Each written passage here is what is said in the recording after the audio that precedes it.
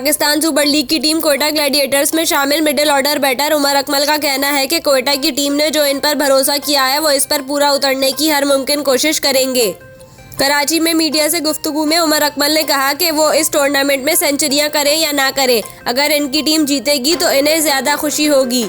कोशिश होगी कि ऐसी परफॉर्मेंस दें जिससे टीम की जीत मुमकिन हो सके।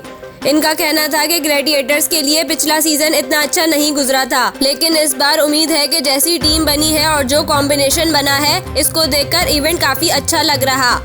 उम्मीद है अच्छे रिजल्ट देंगे। उन्होंने कहा कि ये बात इनके लिए हौसला अफजा है कि कोयटा ग्लैडिएटर्स ने इन पर एतमाद किया। पिछले साल भी इन्हें जब मौका मिला था, इसके बाद की कारकर्दगी सबके सामने है।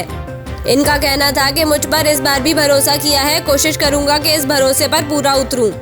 एक सवाल पर उमर अकमल ने कहा कि पिछले 22-23 साल से खुद को साबित ही कर रहा हूं। मेरी कोशिश होती है कि जहां भी बैटिंग आए टीम के लिए अच्छा किरदार अदा करूं।